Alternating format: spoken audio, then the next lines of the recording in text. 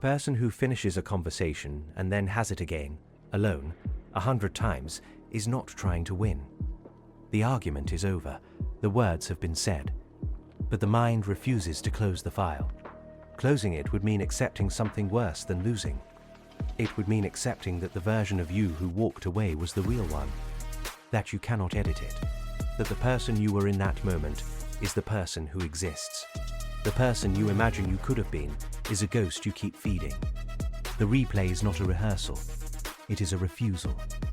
You are not trying to change their mind. You are trying to rewrite your own memory so you can live with what you did. You are thinking this is about someone else. That thought is the mechanism. The audience is not them. The audience is the part of you that will not forgive, and it never will, because the only conversation that actually matters is the one you are too afraid to have with yourself, the one where you are the only person left to lie to. You thought of someone else just now. That is the protection working. The pattern begins early. A child learns that some versions of themselves receive love and others do not. The compliant version, the clever version, the version that does not make trouble. The child begins to edit in real time, watching the adult's face for which self is welcome. This is not calculation, it is survival. The child who learns to perform does not learn to be. They learn to anticipate, to adjust, to return later and revise what they cannot fix in the moment. The replay starts as practice. It becomes penance. By adolescence, the mechanism is installed. The social mistake at lunch. The wrong thing said to someone who mattered. The body that responded before the mind could intervene. Each becomes a loop that plays for hours, for days, sometimes for years. The evolutionary explanation is simple enough. Social cohesion was survival. A brain that reviewed social error and extracted lesson had advantage. But the mechanism does not know when to stop. It does not recognize that the lesson has been learned, that the file is closed, that the repetition has become the problem. It only knows that stopping feels like death, because stopping means the self who acted is permanent. And permanence was never the deal. What it looks like in practice is specific. The email written at midnight, deleted, rewritten, sent 3 hours later with a different tone entirely. The apology composed in the shower that becomes an argument, that becomes a triumph, that becomes nothing, because the moment passed and the person is gone. The conversation with a boss that replays for 6 years, the perfect response finally found, the career that might have been. These are not daydreams. Daydreams have pleasure in them. These have the quality of compulsive ritual. The person returns to the same moment not because it rewards them, but because they have not been released. The release would require accepting that they were insufficient, not evil, not cruel, simply not what they needed to be. And that insufficiency is unbearable, because it suggests there was no better version waiting. There was only who they were, doing what they could, and it was not enough. The intelligent person's version is the most deceptive. They have read about rumination. They know the vocabulary. They say they are processing. They say they need to understand what happened. They have constructed elaborate theories about the other person's psychology, their family of origin, their attachment style. The analysis becomes the avoidance. The understanding becomes the substitute for the grief. They do not notice that 10 years have passed, and they are still understanding the same conversation. The high achiever's version is public. They perform competence so consistently that the gap between performance and experience becomes unbridgeable. The replay happens in the car, in the hotel room, in the moment before sleep. No one sees it. The achievement is the mask. The mask is exhausting. The exhaustion produces more errors, more material for replay. The loop tightens.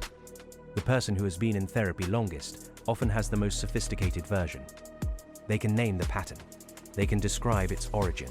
They can trace it to the specific room, the specific adult, the specific afternoon. The naming becomes the new avoidance. They are aware of their awareness. They are watching themselves watch themselves. What they are not doing is stopping, because stopping would mean the awareness was supposed to accomplish something, and it has not. The mechanism has simply absorbed the vocabulary and continued. I do not have this pattern. I have only watched it. What I find remarkable is how little knowing that changes anything for the person who does. The cost is not where people look for it. They expect ruined relationships, lost opportunities, the obvious debris. The real cost is earlier and quieter. It is the self that never forms, because all energy goes to revising the selves that already were. The person who replays does not build, they edit. A life of editing produces no draft.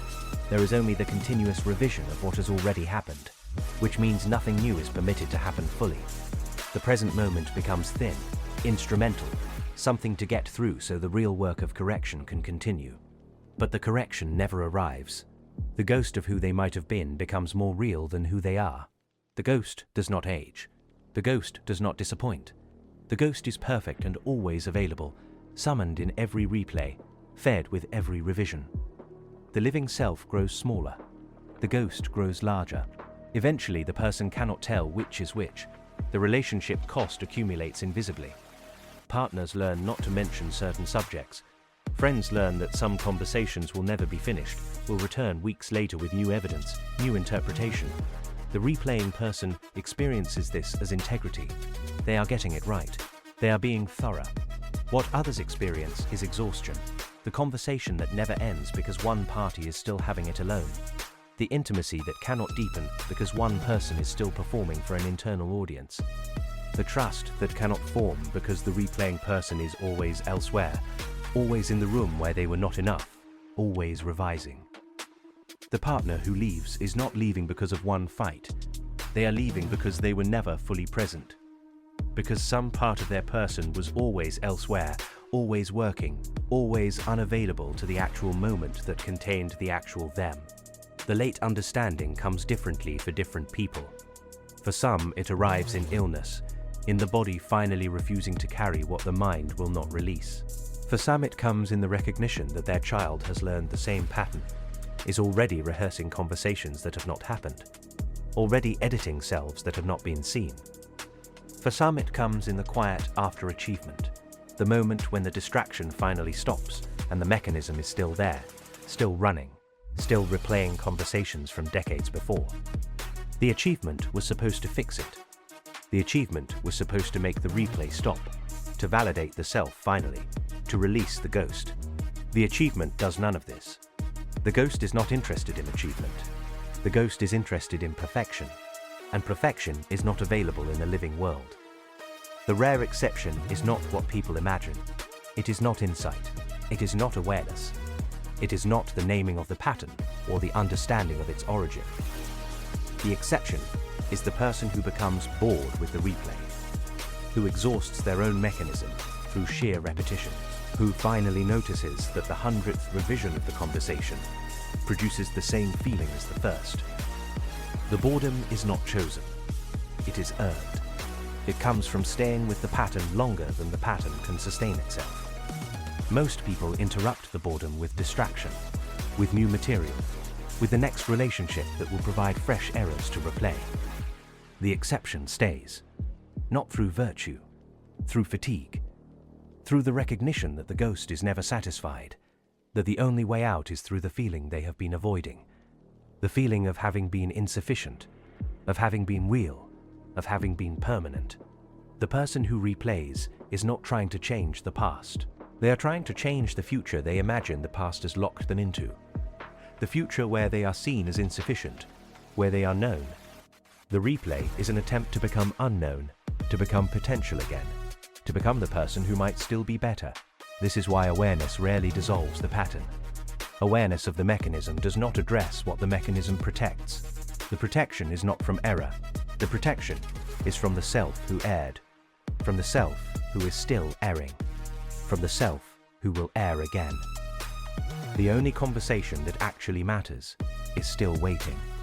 It is the one where you stop performing and start speaking, where the audience is not the part of you that will not forgive, where there is no audience at all, just the voice, finally, saying what it has never said, not to change the past, but to acknowledge that the past is closed, that you are the person who walked away, that you are the person who stayed too long, that you are the person who said the wrong thing and the right thing, and the thing you did not mean and the thing you did. That this person is not a draft, that there is no revision coming, that the ghost has been fed long enough, that the living self is smaller and more limited and more actual than the ghost ever was, that this is not a tragedy, that this is what it means to have been here, to have spoken, to have been heard or not heard, to have been real in a moment that is now over. The replay will return. It always does.